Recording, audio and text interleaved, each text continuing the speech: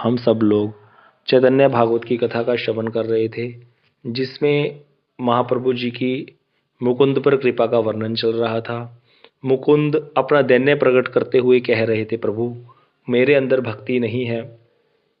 भक्ति के प्रभाव से ही सब जितने भी आज तक कार्य हुए हैं वो भक्ति के प्रभाव से हुए हैं। जिसके अंदर भक्ति नहीं है वो आपको देख करके भी देख नहीं पाया, वो आपको सुन करके भी सुन नहीं पाया। तो इसीलिए कह रहे हैं, उन्होंने कई एग्जाम्पल्स दी थी उस चीज़ के बारे में कि कैसे कैसे दुर्योधन ने भी आपके विश्व रूप का दर्शन किया था, है ना। लेकिन विश्व रूप को देख करके भी दुर्योधन क्या कर रहा था, कृष्ण को बंदी बनाना चाहता था। ऐसा मूर्ख, क्योंकि भक्तिहीनता है। भक्तिहीनता के कारण उसको कोई भी सुख नहीं मिला विश्व रूप का दर्शन करके भी, जबकि भक्त ललायित रहते हैं प्रभु का दर्शन करने के लिए। ऐसा इसी प्रकार फिर आगे उन्होंने देखा कि जब बताया कि जब रुक्मिणी देवी का हरण करके आप चले थे तो राजा ने देख लिया आपको गरुड़ की कंधे पर बैठकर जाते हुए। सबको पता चल गया कि ये विष्णु ही है। उस समय भी आपके धाम के रूप में, ज्योतिर्मय धाम के रूप में आपके दर्शन कर लिए सब राजाओं ने। लेकिन जिस रूप को देखने के लिए ब्रह्मा आदि भी तरसते रहते हैं, उस रूप का दर्शन करके भी आपने, आपके जो उस रूप के दर्शन करके भी जो राजा थे वो हिंसा से जलने लगे। और आप बोलते हैं कि इसको बंदी बना लो कृष्ण को। उनके मन में ये नहीं आया कि वो स्तुति करें भगवान की। इस तरह से बता रहे हैं कितना ही। कहते आपने शिव को रूप धारण करके क्या किया था, पृथ्वी को दांतों पर धारण कर लिया था। और फिर कहते ऐसे दांतों पे धारण करके आप इतना सुंदर रूप से जब भगवान पृथ्वी को बारह रूप धारण करके बाहर लेकर के आए थे, तो उनका वो स्वरूप का इतना सुंदर दर्शन है। उसको दर्शन करने के लिए देवता भी अनुसंधान करते हैं कि हम ध्यान में बैठे, हमारे ध्यान में वो भगवान का वो वाला स्वरूप आ जाए। लेकिन हिरण्याक्ष ने तो स्वरूप के दर्शन किए ही थे, लेकिन उस समय भी भगवान को ललकारने लगा, बोला मेरे साथ युद्ध कर, तू मायावी है, ये यहाँ पर एक जानवर बन के घूम रहा है, ऐसे करके ठाकुर जी को बोला। तो इस प्रकार से बता रहे हैं कि ऐसे ही आपके रूप को हिरण्यकशिपु ने भी देखा था, लेकिन भक्तिहीनता के कारण उसको भी सुख नहीं मिला। नरसिंह रूप जिसकी सारे स्तुति करते हैं। तो इस प्रकार मुकुंद कह रहे हैं कि ऐसी भक्ति, आपकी भक्तिहीनता जो कारण जो नहीं दर्शन, ऐसी ही आपकी भक्ति को मैंने भी नहीं माना, लेकिन फिर भी मैं सुरक्षित हूँ। और कहते उसके उल्टा क्या था कि कुब्जा ने तो भगवान का कोई प्रकाश नहीं देखा, यज्ञ पत्नियों ने तो सुना था माता कृष्ण के बारे में। जो ब्रज की नारियां थी, गोपियां थी, उनका, और जो माला बनाने वाले एक माली था उसका भी कृष्ण के साथ बड़ा प्रेम था। तो उन्होंने तो कहाँ देखा था आपका प्रकाश, लेकिन उनके अंदर भक्ति थी। और भक्ति के कारण ही क्या हुआ उनको कहते आपके स्वरूप का अनुभव हुआ। भक्ति योग के द्वारा ही उन्होंने प्राप्त किया। तो सबसे बड़ी वस्तु क्या है, भक्ति। भक्ति के बिना अगर भगवान हमें गोद में भी उठा लेंगे तो हम इधर उधर ही देखते रहेंगे। इसीलिए भक्ति होना बहुत जरूरी है। भक्ति आ गई हृदय में, समझो सब कुछ आ गया।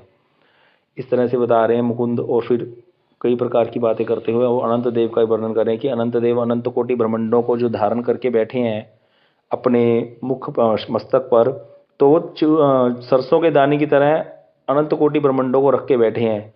और उनको इस बात का ज्ञान भी नहीं रहता कि अनंत कोटि ब्रह्मांड उनके सर पर हैं, इतना भार होगा ना। लेकिन बोले इतना यशोगान में आपके मस्त रहते हैं वो, क्यों, भक्ति योग। भक्ति योग के प्रभाव से उनको ऐसा अधिकार मिल गया। इसीलिए तो बोला जाता है मूकम करोति वाचालम पंगु लंघिते गिरिम यत कृपा तमहम वंदे परमानंद माधवम। कि जो गूंगा है वो तो बहुत बोलने लग जाता है, वाचाल हो जाता है। मूकम करोति वाचालम पंगु लंघिते गिरिम, लंगड़ा पहाड़ चढ़ जाता है। यत कृपा तमहम वंदे, जिनकी कृपा से गूंगा बोलने वाला हो जाता है बहुत, और लंगड़ा व्यक्ति पहाड़ चढ़ जाता है ना। जिनकी कृपा से तमहम वंदे, ऐसे माधव परमानंद माधव का मैं वंदन करता हूँ। तो इसीलिए यहाँ पर यही सब बता रहे हैं कि भक्ति के प्रभाव से व्यक्ति क्या नहीं कर सकता। और अगर भक्ति नहीं है तो बहुत बड़ा व्यक्ति बहुत बड़ा बन भी जाएगा। कंस, रावण, ये कोई साधारण थे, सबको जीत करके बैठे थे, लेकिन फिर भी मारे गए। दुख भी मिला सारा जीवन, उनको सुख नहीं मिला। लेकिन भक्ति योग के प्रभाव से कोई व्यक्ति बिल्कुल छोटा चींटी जैसा भी होगा, बिल्कुल कमजोर दुर्बल, तब लेकिन भक्ति के प्रभाव से आनंदित रहेगा। और कभी उसको कितना भी बड़ा कार्य कर देगा वो, उसको कोई कष्ट भी नहीं होगा। तो ये बता रहे हैं। इसलिए वहाँ पे मुकुंद कह रहे हैं कि मैं तो पापमती हूँ, मैंने भक्ति को आदर नहीं दिया, इसीलिए मुझे तो अपने अनेक जन्मों में अपनी सदगति की आशा ही नहीं है। और फिर वहाँ पे मुकुंद आगे वर्णन करते हुए बोल रहे थे कि भक्ति के कारण ही शंकर गौरीपति बने, भक्ति के योग के प्रभाव से नारद मुनिवर बने। और कहते व्यासदेव ने क्या किया, व्यासदेव ने 18 पुराणों की रचना की है। जब 17 पुराण लिख दिए, वेदों का विभाजन कर दिया, 108 उपनिषद लिख दिए, वेदांत सूत्र की रचना कर दी। लेकिन जो परम गोपनीय विचार था भक्ति योग, जिसको भक्ति योग कहते हैं, ये गोपनीय विचार है, उसका संक्षेप में वर्णन किया। तो कहते उनका चित्त विक्षेपित रहा, भक्ति योग को हृदय में आनंदित नहीं हो पाए वो। अब उनको ये समझ नहीं आ रही थी कि इतना कुछ रचना करके भी मेरे को संतुष्टि क्यों नहीं मिल रही, मेरा मन में आनंद क्यों नहीं आ रहा। फिर उनको नारद जी के दर्शन हुए जब उनका मन भटक रहा था। नारद जी के आदेशानुसार उन्होंने भक्ति का अच्छे से वर्णन किया। नारद जी ने कहा आपने सब कुछ वर्णन किया, लेकिन मुक्त कंठ से अभी तक आपने भगवान कृष्ण की लीलाओं को तो वर्णन ही नहीं किया। तब उन्होंने श्रीमद्भागवत महापुराण की रचना अच्छे से प्रॉपर उसको करा था, उसमें दशम स्कंद को जो डाला।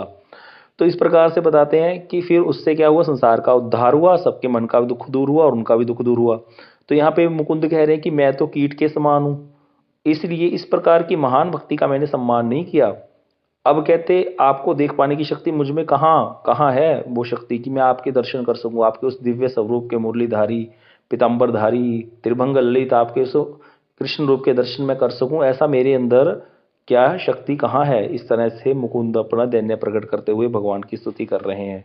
मुकुंद कोई साधारण थोड़ी है, वो तो भगवान के भक्त हैं। ये तो प्रभु अपने भक्तों के द्वारा क्या करते हैं, बद्ध जीवों को, हमारे जैसे बद्ध जीवों को शिक्षा देते हैं। तो इसके बाद क्या हुआ, मुकुंद तो क्या हुआ, बहुत ही आवेश में आ गए और हाथ उठा उठा करके क्रंदन करने लगे, लंबी लंबी सांसें जोर जोर से चलने लगी, उनका शरीर कांपने लगा।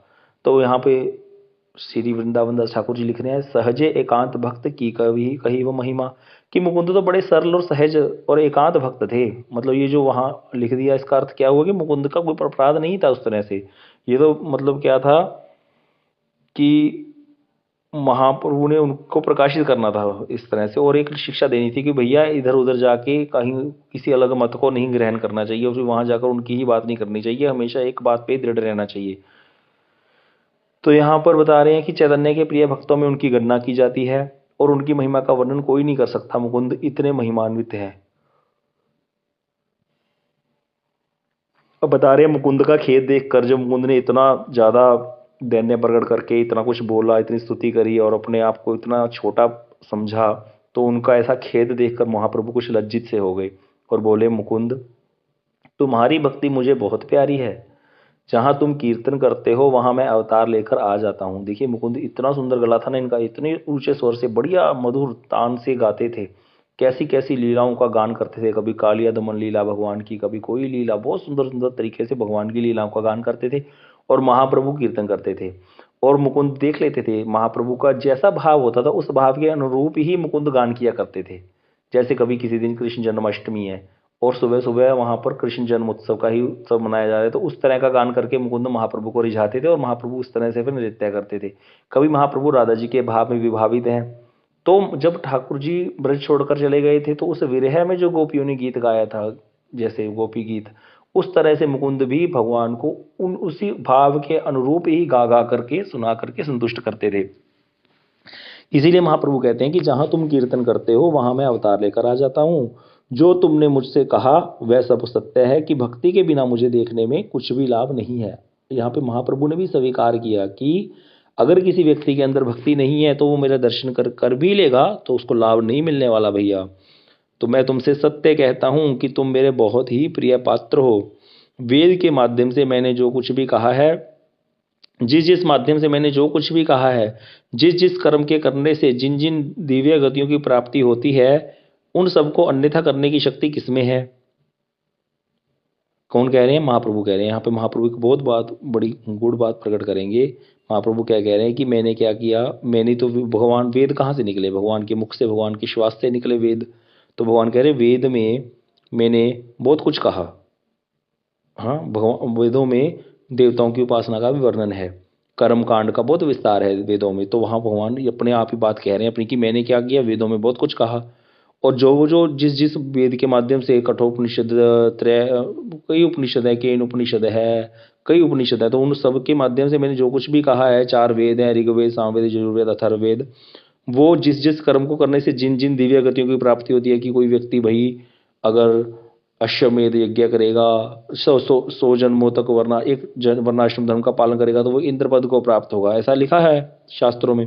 तो महाप्रभु कहते हैं जिन जिन दिव्य गति की प्राप्ति होती है उन सबको अन्यथा करने की शक्ति है किसमें, जो मैंने लिख दिया कि अगर कोई 100 जन्म वर्णाश्रम धर्म का ठीक ठीक ढंग से पालन करेगा तो को ब्रह्मा जी का पद मिल जाएगा।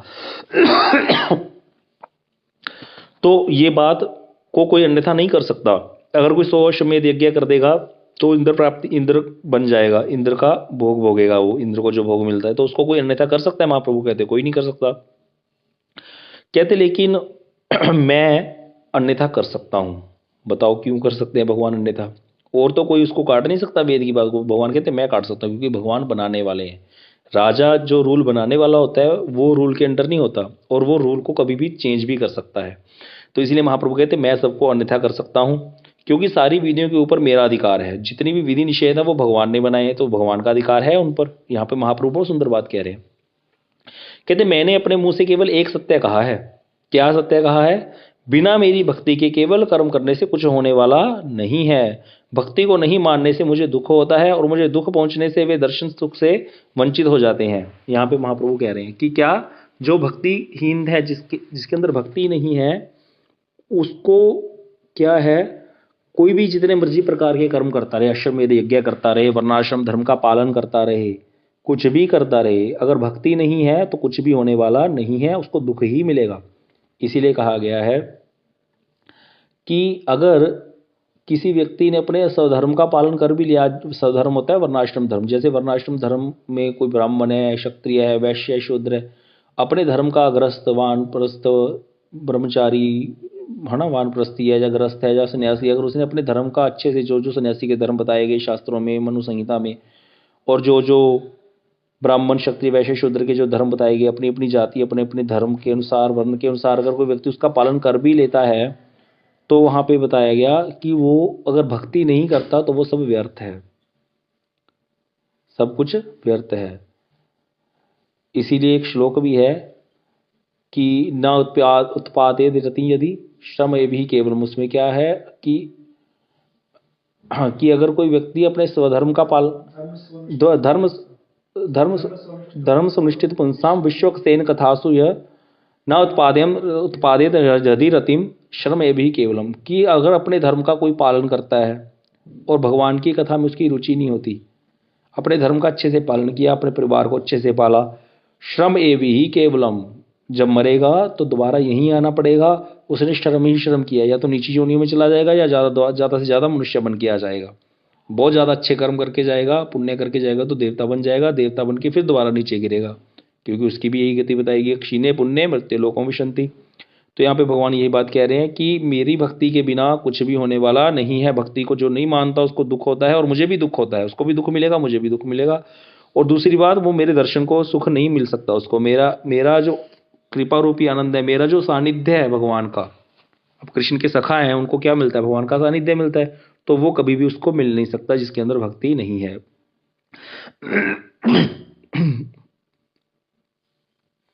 तो यहां भगवान कह रहे हैं आगे कि रजक ने भी मुझे देखा, मैंने उससे मांगा भी, फिर भी वह वंचित हो गया, क्योंकि उसके अंदर प्रेम नहीं था। रजक कौन था? ये एक वो था, धोबी था, धोबी था, और इसने क्या किया, कपड़े कंस के धोता था ये। तो भगवान इसके पास गए, जब मथुरा गए हैं, और इसको बोला कि मुझे भी, हमें भी दे दो कुछ कपड़े। तो वो गाली देने लग गया, अरे तुम लोग गवार हो, यहाँ गांव से आगे, देता हूँ तुमको कपड़े, ये राजाओं के पहनने वाले कपड़े हैं, गवार हो, तुम्हारे पहनने वाले थोड़ी हैं, कभी देखे भी हैं ऐसे कपड़े सपने में? इस प्रकार से बात करने लगा। तो ठाकुर जी ने उसके एक थप्पड़ मारा, उसी टाइम उसके प्राण फुकेर उड़ गए। और ये कोई नहीं था, ये वही धोबी था जिसने रामावतार में सीता जी पर लांछन लगाया था। तो इसीलिए भगवान क्या कहते हैं कि उसको मैंने देखा, उससे मांगा, फिर भी वे वंचित हो गया, क्योंकि उसके अंदर क्या नहीं था? प्रेम नहीं था। अगर प्रेम होता तो पिछले जन्म में ही, भगवान के पिछले अवतार में क्या इस प्रकार की बात करता? उसको क्या समझ नहीं आती थी कि ये भगवान लीला कर रहे हैं? लेकिन नहीं, प्रेम ना होने के कारण ऐसी बात करी उसने। मेरे दर्शन के लिए उसने बहुत तपस्या की थी, कोटि जन्मों में कोटि शरीरों को विसर्जन किया था, फिर बड़े भाग्य से वह मेरे दर्शन करने में सक्षम हुआ, परंतु भक्तिहीनता के कारण उसे दर्शन सुख नहीं मिला। देखो यहाँ एक और बात निकल गई, कह रहे उसने तपस्याएं की थी, तो मतलब तपस्या भक्ति नहीं है भैया। यहाँ पर ये भी बात आ गई कि भगवान कह रहे हैं कि जो मेरा उसको दर्शन मिला कोटि जन्मों में, उसने जो शरीर छोड़े थे ना तपस्या कर करके, फिर ही उसी भाग्य से उसको दर्शन मिला था। ऐसा दर्शन मेरा मिला उसको, लेकिन भक्ति नहीं थी हृदय में, इसलिए दर्शन सुख नहीं मिला। और जिसके हृदय में भक्ति है उसको कोई तपस्या नहीं करनी, उसको कोई बहुत ज़्यादा जन्म भी नहीं लेने पड़ेंगे, बस एक ही जन्म में काम बन सकता है। एक जन्म क्या, आधे पल में ही हो सकता है सब कुछ, क्योंकि भगवान हमसे दूर है ही नहीं, हृदय में ही वास करते हैं और हर जीव के रूप में भी भगवान ही है, उनका ही प्रभाव है। तो इसीलिए, लेकिन भक्ति ना होने से कुछ भी दर्शन नहीं होता हमें। इसलिए महाप्रभु कह रहे हैं यहाँ पर, जिसके अंदर भक्ति नहीं है मैं उस पर कृपा नहीं करता हूँ, इसीलिए मेरे दर्शन करने पर भी उसे सुख नहीं मिलता है। भक्ति देवी के चरणों में अपराध होने पर भक्ति नष्ट हो जाती है और भक्ति का अभाव होने से दर्शन करने की शक्ति चली जाती है। महाप्रभु कह रहे हैं क्या, कि अगर भक्ति देवी के चरणों में या भक्तों के चरणों में अपराध हो जाए तो भक्ति नष्ट हो जाती है, फिर माला करने का मन नहीं करेगा, भक्तों में दोष दृष्टि हो जाएगी, भक्तों को देख के चिढ़ना कुड़ना ये सब हो जाएगा, तो भक्ति कभी भी आगे नहीं बढ़ेगी। अगर माला चल भी रहेगी तो वो कोई संबंध नहीं है उसमें, वो ऐसे ही है बस, जैसे एक साधारण नाम चल रहा है, उसका कोई फर्क नहीं पड़ेगा। तो इसलिए कह रहे हैं कि मैं उस पर कृपा नहीं करता हूँ। कुछ जो कुछ भी कहते तुमने कहा है वह सब मेरी ही कथा है, तुम्हारे मुंह से दूसरी बात निकलेगी ही क्यों। महाप्रभु कह रहे जो तुमने कहा अभी तक, जो कहा कि कंस ने भी दर्शन किए थे फिर भी मारा गया, हिरण्याक्ष हिरण्यकशिपु ने दर्शन किए थे मारा गया, रावण मारा गया कुल सहित, जो तुमने कहा ये सारी मेरी तो कथा है, और तुम तो भक्त हो मेरे, तुम्हारे मुंह से दूसरी बात निकल ही नहीं सकती। भक्त कौन है, जो हर समय भगवान की कथा कीर्तन करेंगे। हमने तुमसे कहा कि हम भक्ति को वितरित करेंगे, इस कार्यक्रम के अनुसार पहले हमने तुम्हारे कंठ स्वर में प्रेम भक्ति प्रदान की है। महाप्रभु ने क्या कहा, कहते मैं सोच के आया था कि मैं प्रेम का प्रचार करूंगा, भक्ति का प्रचार करूंगा, अपनी नाम का प्रचार करूंगा, इसीलिए भगवान स्वयं अपना नाम जपते हैं। तो महाप्रभु कहते उस कार्यक्रम को जो वो मैंने बनाया था आगे यहाँ पे, उसमें सबसे पहला कार्य मैंने ये किया था कि तुम्हें अच्छा स्वर दिया, कंठ, तुम्हारे कंठ में मैंने सरस्वती जी का वास दिया। तुम मेरी जिस वैष्णव मंडली को देख रहे हो वह सब के सब तुम्हारे कीर्तन को सुनकर द्रवीभूत हो जाते हैं। महाप्रभु मुकुंद के कीर्तन की महिमा का वर्णन कर रहे हैं कि तुम्हारा कीर्तन बड़ा ही सुंदर है, मेरी वैष्णव मंडली द्रवित हो जाती है। जैसे तुम मेरे एकांत प्रिय हो उसी प्रकार तुम सभी भागवत जनों के प्रिय बन जाओ। महाप्रभु अब कह रहे हैं कि तुम तो मेरे बहुत ही प्रिय हो, लेकिन जो जितने भक्त हैं ना उनके भी प्रिय बन जाओ। जहाँ जहाँ अभी मेरे अवतार का प्रगट्य होगा वहाँ वहाँ तुम मेरे गायक बनकर रहोगे। ये बात आशीर्वाद दे दी महाप्रभु ने कि चाहे मैं राम अवतार में हूँ चाहे नरसिंह अवतार में हूँ, जो भी स्तुति करने वाला भक्त आगे खड़ा होगा गाने वाला, वो मेरा गायक कौन होगा, वो तुम ही होगे मुकुंद। तो मुकुंद हर अवतार में भगवान के गायक बन करके आते हैं, ऐसा भगवान ने वरदान दे दिया। इस प्रकार से यहाँ पर ये कथा चल रही है मुकुंद जी की, महाप्रभु जी की कृपा की। अब क्या हुआ, प्रभु ने जब मुकुंद को यह वरदान दिया तो चारों ओर क्या हुआ, जय जय ध्वनि गूंज उठी महान, और हरि बोल जय जगन्नाथ हरि हरि कहकर सारे लोग जितने भी खड़े थे वैष्णव जन, वो हाथ जोड़कर निवेदन करने लगे। और यहाँ पर वृंदावन दास ठाकुर जी कह रहे हैं कि मुकुंद ने जो स्तुति करी भगवान की और उनको जो वर प्राप्त हुआ किनसे, महाप्रभु जी से, है ना। अब जो इस कथा को सुनेगा वह भी मुकुंद के साथ सुंदर कीर्तन करने में समर्थ होगा, वह भी कीर्तनिया बन जाएगा बढ़िया सा, जो इस कथा को श्रवण करेगा। कितना सुंदर वरदान दे रहे हैं श्री वृंदावन दास ठाकुर जी की। जो इस मुकुंद जी ने जो स्तुति करी है और जो मुकुंद को वर मिला है प्रभु से कि तुम मेरे हर अवतार में मेरे गायक बनोगे, तो इसको जो सुनेगा कथा को भाव से श्रद्धा से, वो भी महाप्रभु के कीर्तन करने में समर्थ हो जाएगा, इतना सुंदर सुंदर कीर्तन करने लगेगा। नहीं तो भैया क्या होता है कि जैसे एक कथा आती है कि एक बार अष्टछाप के कवियों में श्री गोविंद दास सखा बैठे थे, कथा कीर्तन कर रहे थे, इतने में वहाँ पर एक गांव वाला आ गया, वे ऐसे ही आके बैठ के कुछ कुछ गाने लग गया, ऐसी अपनी भाषा में, आता है नहीं था गाना, कुछ समझ आ नहीं रहा क्या बोल रहे हैं। तो उन्होंने उसको बंद करा दिया, बोले चुप कर, आता तो है नहीं, तुम्हें अच्छे से गाता तो है नहीं, इसीलिए ठाकुर जी को क्यों सुना रहे हो, गाने दो किसी को अच्छे जिसका कंठ है। तो बोला ठाकुर जी तो भाव पे रीझें, वो व्यक्ति बोला जो ब्रजवासी था। तो वहाँ पर वो मुकुंद सखा बोलते हैं, नहीं सॉरी गोविंद सखा बोलते हैं, तुम्हारे भाव पे मनुष्य तो रीझे ना, ठाकुर कैसे रीझे को। तो वो बात है कि अगर हमें गाना नहीं आता तो उस तरह से सभा में जाकर कई लोगों को बड़ा होड़ लगी होती है कि हमें माइक मिल जाए, गाना आता नहीं होता, तो उसको ही देना चाहिए गाने के लिए जिसका गला अच्छा हो, जो अच्छा कीर्तन करने वाला हो। वो बात सत्य है कि भगवान भाव पे ही रीझते हैं, लेकिन वो भाव की तार हम अपने घर बैठ करके जोड़ सकते हैं, जहाँ पर सब लोग बैठे हैं, जहाँ पर कुछ सभा चल रही है, जहाँ पर कुछ प्रभात फेरी चल रही है, वहाँ पर हमें क्या करना चाहिए, उसको श्रवण करना चाहिए उनके मुख से जो अच्छा गाने वाले हैं। वहाँ पर इस प्रकार की होड़ नहीं करनी चाहिए, इससे भी अपराध होता है, क्योंकि इससे भक्ति नष्ट होती है। क्योंकि क्यों होती है नष्ट, आप कहोगे हम तो गा ही रहे हैं भाई भगवान का, चाहे अच्छा नहीं गाते तो फिर क्या हो गया।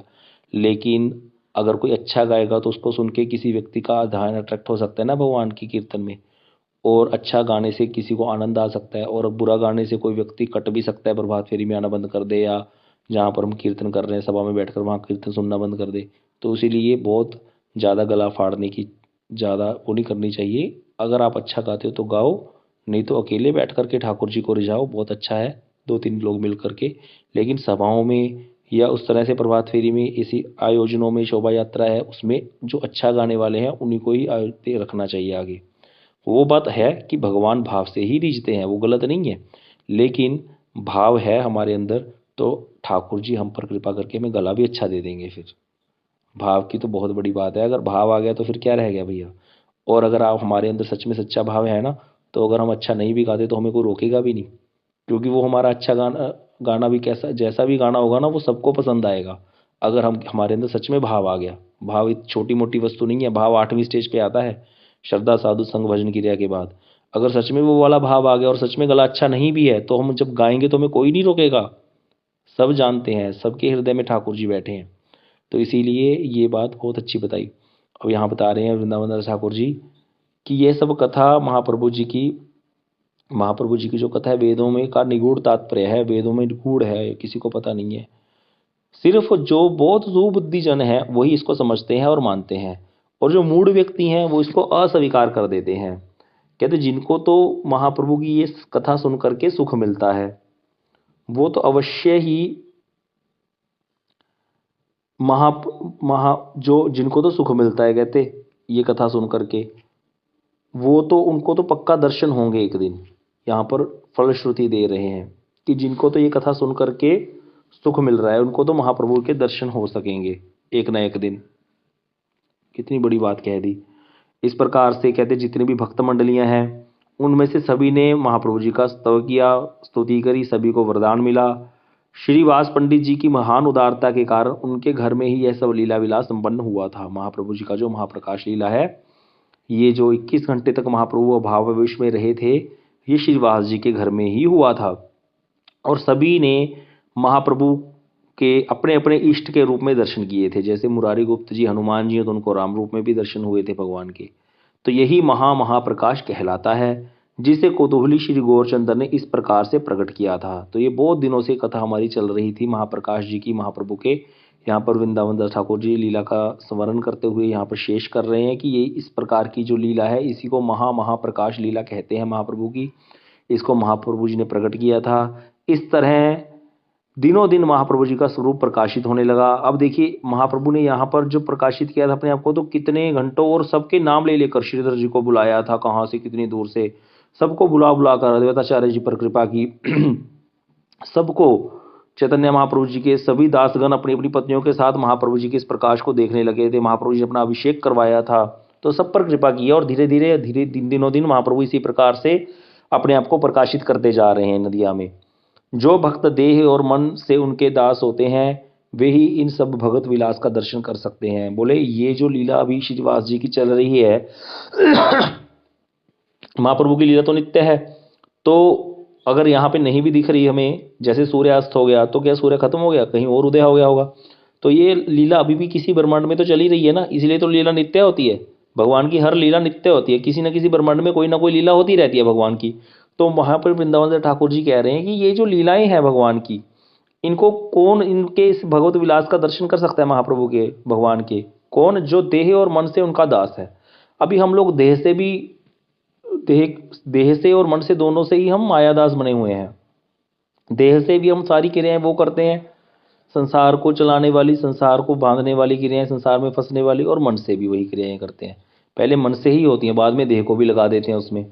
तो इसीलिए जो देह और मन से उनके दास हैं वही ये लीलाएं कहते दर्शन कर सकते हैं। यहाँ पर ये बात कह रहे हैं श्री वृंदावन दास ठाकुर जी।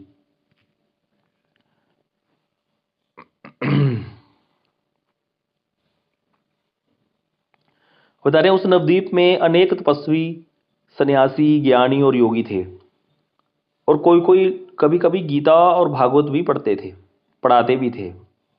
लेकिन कोई भी अपने धर्म का त्याग नहीं करता था। कोई कोई तो जीवन भर अविवाहित रहकर व्यर्थी शरीर का शोषण किया करते थे। कितनी भी सुंदर बात कह रहे हैं। कहते कई तपस्वी थे वहां पर नवद्वीप में, भक्त नहीं थे, मतलब सन्यासी थे, ज्ञानी थे, योगी थे, और गीता भागवत पढ़ते पढ़ाते थे, सब पता था उनको, लेकिन उसका मर्म नहीं जानते थे भक्ति। और अपने धर्म का त्याग नहीं करते, मतलब बड़े पक्के थे। अपने धर्म का त्याग नहीं करते, मतलब अगर कोई ब्राह्मण है तो ये नहीं है कि कहीं भी खा लिया जाए, इस तरह से ब्राह्मणों के बड़े नियम होते हैं। तो इस प्रकार से अपने धर्म का भी त्याग नहीं करते थे। जो वर्णाश्रम धर्म के अनुसार जिस धर्म में है, जो बनिया है वो बनिए के धर्म का पालन करता था वैश्य, और जो शूद्र है शूद्र के धर्म का पालन करता था, अपने धर्म को त्याग नहीं करते थे। लेकिन कई कई तो ऐसे भी थे कि जीवन भर अविवाहित ही रहते थे। शरीर को कष्ट ही देना होता है, शरीर का शोषण ही है भाई। अविवाहित रह के क्या करेगा, खाना भी स्वयं बनाना पड़ेगा और सब काम करना पड़ेगा अपने आप, तो शरीर का शोषण कर रहे थे, अविवाहित रहे। लेकिन मिला क्या, कुछ भी नहीं। जो ज्ञानी है तपस्वी, उसको क्या मिलने वाला है। कहते उन व्यर्थ के अभिमानियों में से एक भी वहां के वैकुंठ सुख को देख नहीं पाए। इतनी सुंदर महाप्रभु जी की लीला चल रही है, लेकिन वो अभिमान में ही मरे जा रहे हैं अपने, कि मैं क्या हूँ, मैं जी ब्रह्मचारी हूँ, मैंने आज तक स्त्री संग नहीं किया, और भक्त नहीं है, इसीलिए भक्ति ना होने के कारण भगवान के दर्शन नहीं किए। ठाकुर जी का अवतार हो गया, महाप्रभु ने उनको पुकारा ही नहीं, बैठे रह गए तपस्वी ज्ञानी अपने घर में ही, नदिया में रहकर जन्म लेके भी, तो इसीलिए उस सुख को देख नहीं पाए। और कहते हैं महाप्रभु जी के जो भक्त श्रीवास जी हैं, इनके घर में ही हुआ था, और श्रीवास जी के घर में नौकर नौकरानी तो हो गई। बोले उनके घर में जो दास दासियां थीं, उन दास दासियों ने जिनको देखने का सौभाग्य प्राप्त किया, उन प्रभु के दर्शनों को कोई शास्त्र, कोई कोई तो शास्त्र पढ़ करके भी वंचित रह गए। और वो जो दास दासी हैं, उन्होंने कोई शास्त्र नहीं पढ़े, कुछ नहीं, क्योंकि वो एक भक्त के घर में दास दासी हैं, इसीलिए उनको वो सौभाग्य मिल गया। तो कितनी बड़ी बात कह रहे हैं यहाँ पर कि भक्त संग से कितना लाभ है। और यहाँ पर कई लोग शास्त्र का भी संग कर रहे हैं, शास्त्र पढ़ रहे हैं, लेकिन उनको ज्ञान ही नहीं है, क्योंकि भक्तों का संग नहीं है। भक्त तो भक्ति कहाँ से मिलेगी, भक्तों के संग से, ना शास्त्र पढ़ने से, ना ज्ञानी होने से, ना तपस्या करने से। भक्तों का संग होगा तो अपने आप कृपा हो जाएगी, बस शुद्ध भक्तों का संग हो जाए। इसीलिए कभी भी भगवान को प्रणाम करो, एक ही प्रार्थना करनी चाहिए, प्रभु मुझे काबिल बना दो, और मुझे क्या करो, वैष्णव संग प्रदान करो, श्रेष्ठ शुद्ध भक्तों का संग प्रदान करो। गुरुदेव तो बोलते थे यही प्रार्थना करो जब भी जाओ, कि मुझे शुद्ध रागानुगा रागानुगा रूपानुगा वैष्णव का संग प्रदान करो। रूपानुग रागानुग तो है ही, इसीलिए गुरुदेव बोलते थे रूपानुग शुद्ध वैष्णव का संग प्रदान करो मुझे, ऐसी प्रार्थना करो भगवान से। और उस संघ के काबिल भी बनाओ, अधिकार भी प्रदान करो, क्योंकि अगर संघ मिल भी गया, अगर हमारा अधिकार नहीं है तो हम अपराध करके मरेंगे। तो अधिकार मिलना बहुत जरूरी है। साथ में अधिकार का अर्थ होता है कि सब कुछ सह करके हम उनका संग कर सके, भजन कर सके, तभी वैष्णव संघ होगा। तो इस तरह से बता रहे हैं, मुरारी गुप्त के दास को जो कृपा प्रसाद मिला, उसे कोई कोई तो सिर मुंडा करके भी नहीं देख पाया। मुरारी गुप्त जी के जो दास थे उनको भी वही कृपा मिली। श्रीवास जी के दास दासियों ने जिनको देखने का सौभाग्य प्राप्त किया, कोई शास्त्र पढ़ के भी नहीं प्राप्त कर सका, और मुरारी गुप्त जी के दासों को मिला, वो किसी और को नहीं मिला। इस प्रकार बता रहे हैं कि सबको आनंद आ गया नदिया में, ऐसे लोगों को जन्म लेके। समय हो गया है। वांछा कल्पतरुभ्यश्च कृपा सिंधुभ्यश्च पतितानां पावनेभ्यो वैष्णवेभ्यो नमः।